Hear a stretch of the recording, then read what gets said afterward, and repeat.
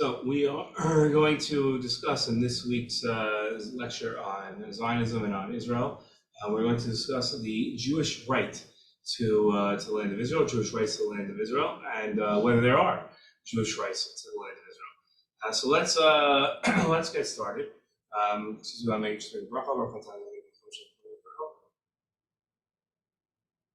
Okay, so we talk about Jewish rights to the land of Israel. It's important to note, first and foremost, that there are two main arguments that opponents against the Jewish state of Israel use in their claims. Okay?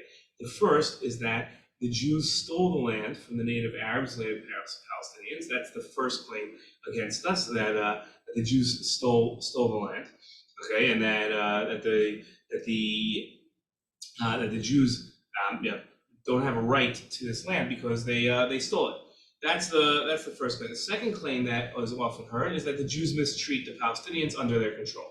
We're not going to be touching the second case, the second argument here, but we're going to be looking at the first claim against the Jews, that they stole the land. Now, the first question we have to ask is, what right do the Jewish people have to the land of Israel? Today, the Jewish people control the land of Israel. They govern the land of Israel. They are the sovereign over the land of Israel, and they're recognized by the international community as such. They're one of the 196 nations in the United Nations, so they have that control, and that's something that's just it's a fact that they are a country. So there are many countries out there that people call suspicion on, whether or cast doubts or aspersions on their right to the land.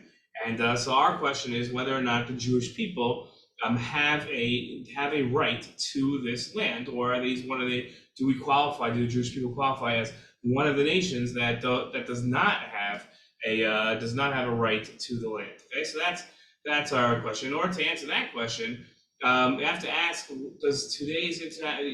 what standards, what metrics does the international community use to determine whether the people get to govern the land, right? So how does the international community determine which people get to govern which land? So look at the United States of America, for instance. Okay, the United States of America is today governed by a people that call themselves the American people. Okay, the American people are people that are arguably 247 years old, right, since they've declared an independent state. So independent country, when the founding fathers of the United States had their Declaration of Independence from England, and they declared their independence. And from that point on, they've essentially been a recognized country. Even England recognizes them as a country. There's no one out there that really doesn't declare or doesn't recognize America as a country. Well, yet there are an entire people living in what we call the United States of America that claim that land is historically their land. Right, and that's not the land of the United States of America, or these people called the Americans. They remember, or at least it's within their historical memory of the Europeans coming in, whether they were from Spain, Italy, England, wherever they came from, but they were from Europe. They didn't look like the people that lived inside what you would call at that point. What we call today America. They had lighter skin. They were not indigenous to that land. They were foreigners. They came from somewhere else. And these people claim that the land is theirs.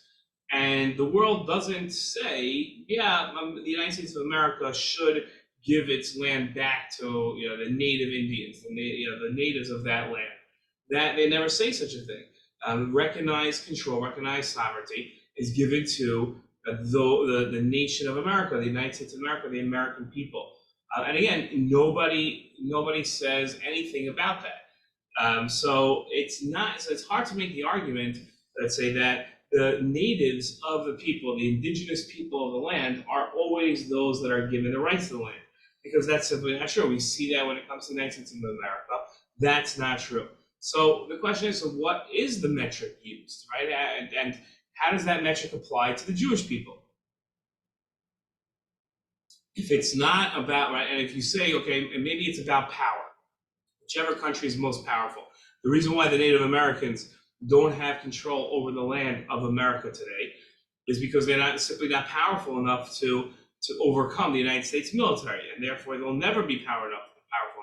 But we see that power isn't the standard used because, just for instance, in Saddam Hussein, when he went and took over Kuwait in 1989, so the international community stood up and said, you can't do that, and fought him off. The same thing is true of Hitler's Germany.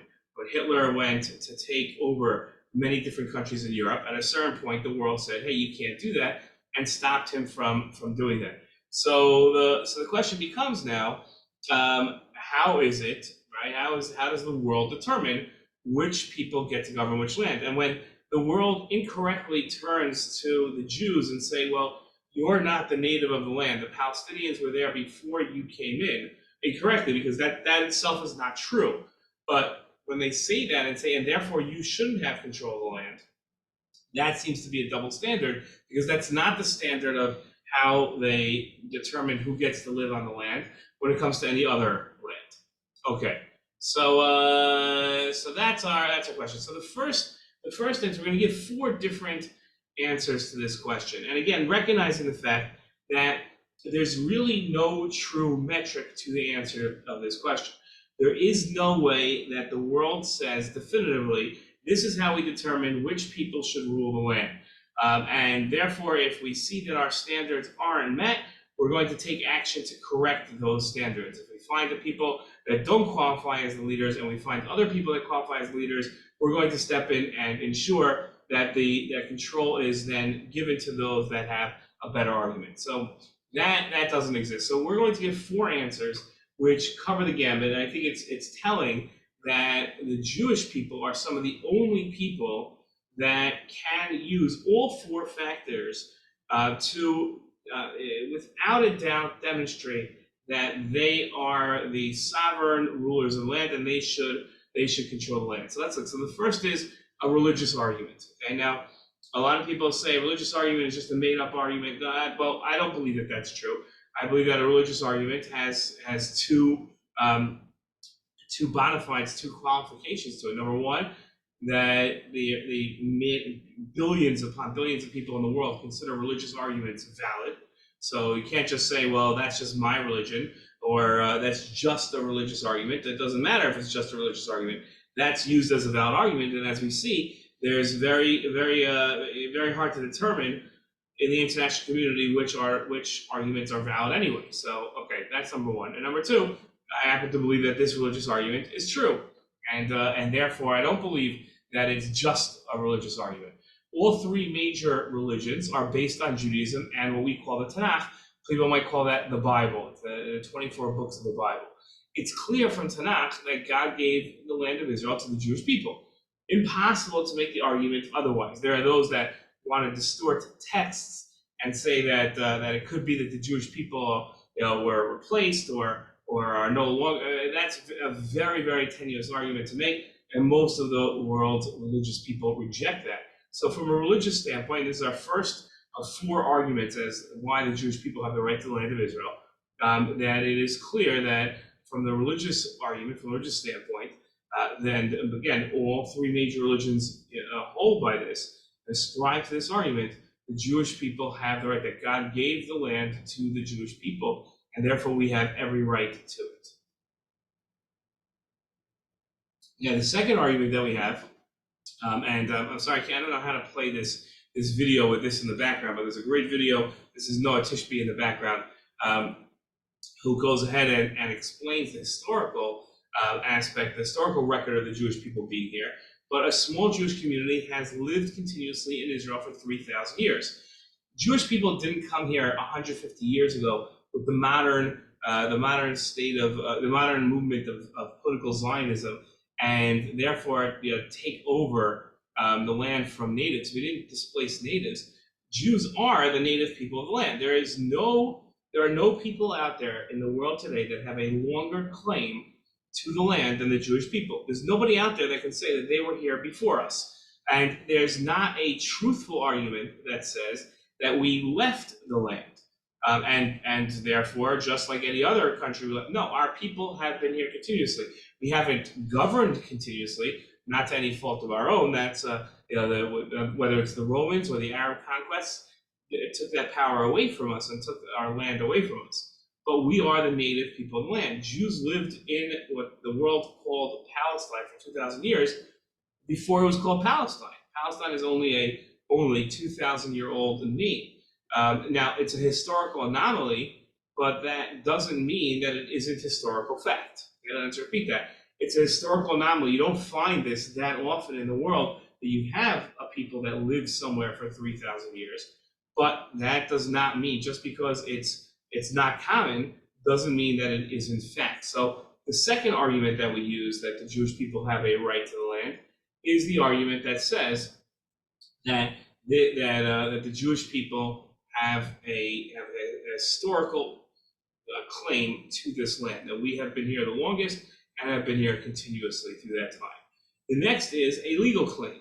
Okay, the legal claim is that the Ottoman Empire collapsed in the early 1900s, and the League of Nations, which eventually morphed into the United Nations, considered the Jewish people a nation, and gave the British people, the British Empire, the mandate and charge with effecting the settlement of the Jewish people in their land. A lot of people tend to skip this part of history over when discussing the British control of the land and the British mandate over the land. They don't realize that the British were given the mandate of the land. They were not given Palestine. They were not given the land and said, this can now become part of the British Empire. Do with it what you want, and then eventually they decided to give it back. That's not a truthful argument. That's not something that truthfully happened. Okay, the British were given the mandate to this land, to the land of what then was called, the region was then called Palestine. They were given this region and given the mandate of the region, but part of their responsibility was to effectuate the settlement of the Jewish people back in their land. And by the way, this had nothing to do with the Holocaust and refugees. This was decades before the Holocaust, decades before Hitler came to power. This was simply the fact that the international community recognized the fact that the Jewish people have a right to their land, and that for some reason the British should be custodians of the land with the charge of bringing the Jewish people back to settle in their land. The British at first took that charge very seriously and fulfilled their responsibility. As time went on, as history shows, the British postponed that, whether it's due to our pressure, whether it's due to their own colonialist motivations. You could determine what you would like, what the reasoning for it was. But the fact is that the British abandoned their responsibilities at a certain point and did not and would not give fulfill their responsibilities of affecting the settlement of the Jewish people in the land. So that's the third argument. We had a religious argument, we had a historical argument, and now we have a legal argument as to why the Jewish people have a right to the land of Israel. Lastly, we have a moral claim. Okay, now this is different than the legal claim and the historical claim, but this is a moral claim, which is that the Jews were turned away by the entire world and suffered for it. And we're talking about post-Holocaust, and therefore morally they're entitled to a state. Okay, morally they are entitled to a state, and especially a state in their own historical homeland. Okay, so that's a fact, right? Before the Holocaust, during the Holocaust, and after the Holocaust, Jews were turned away from basically the entire world. Very few countries would open their doors to Jews. They suffered for it during the Holocaust. Millions upon millions were murdered. They suffered for it after the Holocaust, when Jews were homeless and had nowhere to go and lived in refugee camps. And therefore, the world owes the Jewish people a state. If the world is going to mistreat Jews, they have to correct that mistreatment. That's a moral claim. That's not a legal claim. It's not a historical claim. It's not a religious claim. It's simply a moral claim. And that's our fourth argument that we have. Okay, so when we talk about the Jewish claims to the land, then we basically have to ask ourselves the question of, if the Jewish people are so clearly in the right and have rights to land. Again, we've named four reasons why the Jewish people have rights to the land of Israel. Those very rare will you find any country any nation in the land that rules over their country that has all four qualifications, like the Jewish people do to the land of Israel. You're just not going to find. The United States doesn't qualify under all four of those arguments. It is only the Jewish people to the land of Israel. So then you have to ask yourself a question: if it's so blatantly obvious that the Jewish people have a right to the land of Israel, why do so many people argue against it?